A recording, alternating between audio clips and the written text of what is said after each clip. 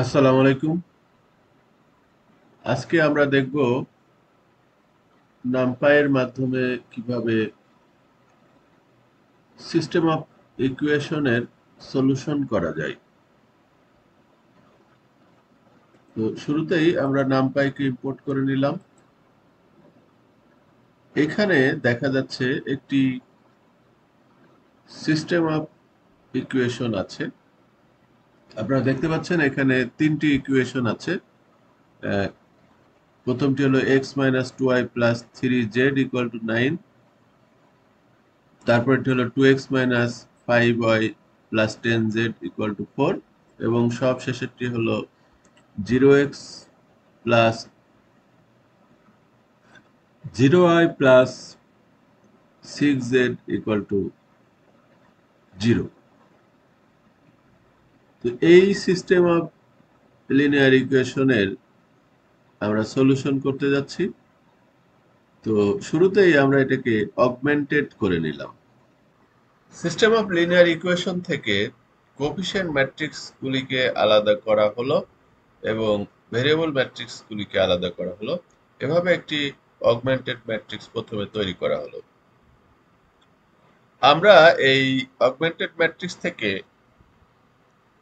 দেখতে পাই যে এই কোফিশিয়েন্ট ম্যাট্রিক্সকে যদি আমরা এ ধরি এবং ভেরিয়েবল ম্যাট্রিক্সকে যদি আমরা এক্স ধরি এবং আমাদের ডান পাশের যে ম্যাট্রিক্সটা আছে সেটাকে যদি বি ধরি, তাহলে আসলে এটাকে সংক্ষিপ্ত রূপ হচ্ছে a into X X equal to B. এখান থেকে আমরা যদি দুই পক্ষকে এ ইনভার্স দিয়ে গুণ দিই, তাহলে কি দাঁড়াবে? A inverse dot A into X equal to A inverse dot B. আমরা জানি কোনো একটি ম্যাট্রিক্সকে তার ইনভার্স দিয়ে গুণ দিলে সেটা আইডেন্টিটি ম্যাট্রিক্স হয়ে যায়। তাহলে এ একটা ম্যাট্রিক্স এবং সেই ম্যাট্রিক্সের ইনভার্স হলো এ ইনভার্স। তাহলে সে দুটোকে যদি আমরা গুণ দিই তাহলে সেটা আইডেন্টিটি ম্যাট্রিক্স হয়ে যাবে। আর তার সাথে আমাদের ইনটু এক্স থাকবে আর ডান পাশে এ ইনভার্স বি থাকবে। আরো আমরা জানি যে কোনো কিছুকে আইডেন্টিটি ম্যাট্রিক্স দিয়ে গুণ দিলে আসলে সেই সেই ম্যাট্রিক্সই হয়ে যায়, অর্থাৎ আইডেন্টিটি ম্যাট্রিক্সটা একের মতো কাজ করে। যেমন এখানে এক দিয়ে এক্স কে গুণ দিলে এক্সই থাকবে, সেরকম বিষয়টা। তাহলে X equal to A inverse into B. Ultimately আমাদের এই সলিউশন করার অর্থ হলো যে এই যে ভেরিয়েবল ম্যাট্রিক্সের মানগুলো বাহির করা। তো এখান থেকে আমরা ভেরিয়েবল ম্যাট্রিক্সের মানগুলো পাচ্ছি যে ভেরিয়েবল ম্যাট্রিক্সের মান হচ্ছে এ ইনভার্স ইনটু বি করলেই আমরা ভেরিয়েবল ম্যাট্রিক্সের মানগুলি পেয়ে যাব। তো এ ইনভার্স মানে আমাদের এই যে কোফিশিয়েন্ট ম্যাট্রিক্স যেটা আছে সেটাকে তো আমরা এ ধরেছিলাম, তাহলে সেটার ইনভার্স এবং তার সাথে আমরা যদি এই যে 940 দিয়ে যে ম্যাট্রিক্সটা আছে সেটা যদি গুণ দিই তাহলে তার যা রেজাল্ট পাবো সেটাই আসলে এই এক্স ওয়াই জেড। তাহলে আমরা বিষয়টি সিদ্ধান্ত নিয়ে ফেললাম যে এই ভেরিয়েবল ম্যাট্রিক্সের মান কি করে বের করব সেটা আমরা এখানে সিদ্ধান্ত নিলাম যে কোফিশিয়েন্ট ম্যাট্রিক্সকে ইনভার্স করব এবং রেজাল্ট ম্যাট্রিক্স দিয়ে সেটাকে গুণ দিলেই আমরা আহ, কি বলে ভেরিয়েবল ম্যাট্রিক্সের মানটা পাবো। তো এখন চলেন কোএফিসিয়েন্ট ম্যাট্রিক্সের ইনভার্স আমরা করি। তো সেটা আমরা এই নামপাই দিয়ে করব। তো আমাদের এখানে কোএফিসিয়েন্ট ম্যাট্রিক্স আছে কত? 1 মাইনাস 2 3 2 মাইনাস 5 10 0 0 6। সেটাকে আমরা একটা নামপাই অ্যারের মাধ্যমে, এই যে অ্যারেতে প্রকাশ করলাম এর মাধ্যমে, এর ভিতরে এই কোএফিসিয়েন্ট ম্যাট্রিক্সটিকে অ্যাসাইন করে নিলাম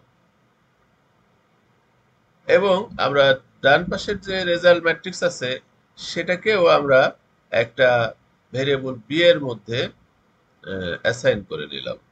তারপরে আমরা দুটোকে প্রিন্ট করলাম, চলেন দেখি। এইখানে আমাদের এই যে এ হলো আমাদের কোএফিশিয়েন্ট ম্যাট্রিক্স আর বি হলো রেজাল্ট ম্যাট্রিক্স। তো আমাদের এখন যেটা করতে হবে এই এর ইনভার্স করতে হবে এবং বি এর সাথে গুণ দিতে হবে, তাহলেই আমাদের সলিউশন হয়ে যাবে। তো এ ম্যাট্রিক্সের ইনভার্স করতে গেলে আমরা কিভাবে করতে পারি? এনপি ডট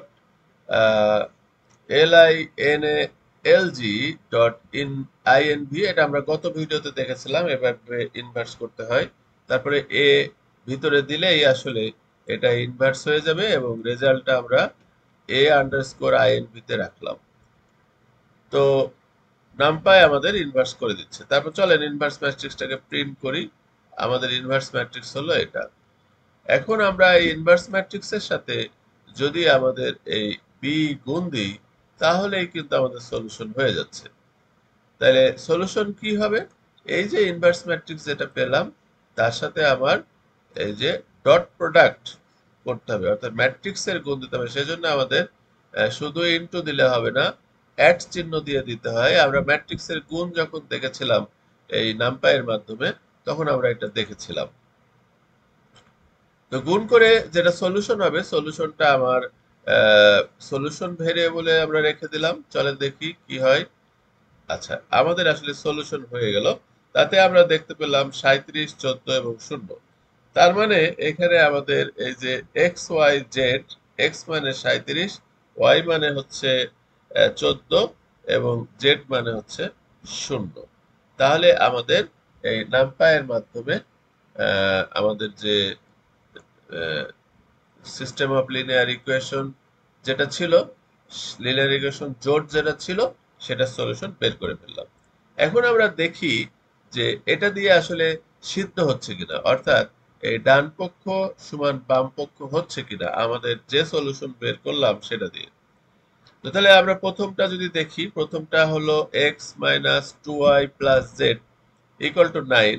তো এটাকে আমরা যদি মানগুলো বসিয়ে দিই, তাহলে আমাদের এই সলিউশনের 37কে আমরা এক্স এর পজিশনে বসাবো। সলিউশনের 37কে এক্স এর পজিশনে বসাতে হলে এটা আসলে সলিউশনের 0 0, সলিউশনের 0 0ই তো হচ্ছে 37কে রিপ্রেজেন্ট করে। তো দেখেন আমাদের এই যে এক্স এর পজিশনে আমরা এই সলিউশন 0 0 বসালাম।